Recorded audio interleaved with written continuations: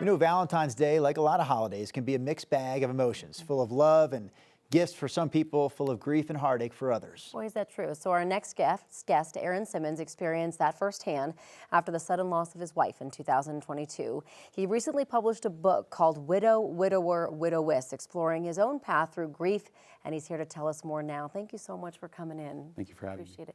Before we get into the book itself, tell us a little bit about your late wife, Polly. I met Polly in the Peace Corps. We were in Peace Corps Philippines together in 2006 to 2008. She grew up here in Lakewood. I'm originally from Louisiana. And as soon as we met, we had this kind of sparky chemistry between us. And after Peace Corps was over, we moved back to the States, and I thought Colorado seemed pretty good. Yeah. So I settled down here with her. Got married, had a few kids. Yep. We lived in Boulder Okay. for about 13 years. I know you like to tell people that after your wife died, the two of you wrote this book together. Can you explain that?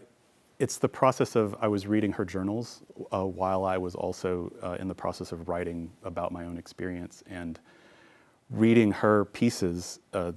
She wrote her journals so well, like it wasn't just what did I do yesterday or who I'm mad at or something like that. It was these kind of deep reflections. And it was like she was talking to me. And so I thought we should get these two streams together, my writing and her writing, and we could put them together as a kind of final collaboration between us. When people think about losing a partner, obviously they think about, that happening when you get older. But Polly passed away suddenly kind of at a younger age. Yeah, she Talk was a little 43. bit about that. She was 43, I was 45. It was about 6 days after coming home from outpatient surgery, and she had a pulmonary embolism and So died talk instantly. about the journey, when you talk to people about this and how, what you're hoping people take away from your journey. For the book itself, part of it is the experience of grief. What is it like on the inside? Not just the facts, but the interiority of it. And also, what am I so upset about? Who is this person that I miss so much? And so having her speak for herself in the book.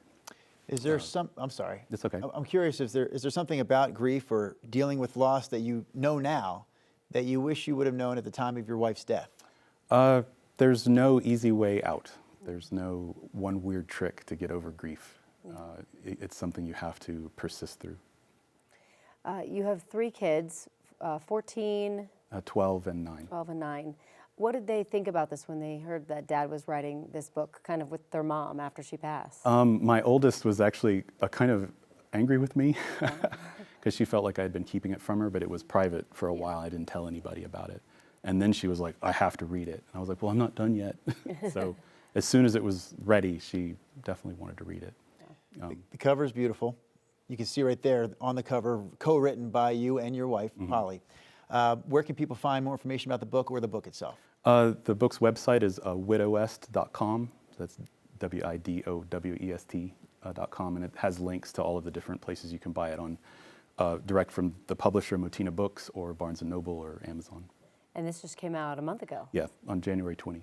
Okay, I'm sure you're going to be making rounds. We were talking about Yes. tattered covers and things that are happening in the future, but we appreciate you coming on because I do think that with Valentine's Day, there's just so much love at this time, but it's not always, puppy It's a dogs strange and rainbows. moment, yes. It is for you. So I appreciate you coming on, and I'm sure that you're helping someone at home today. Appreciate Thank you. it.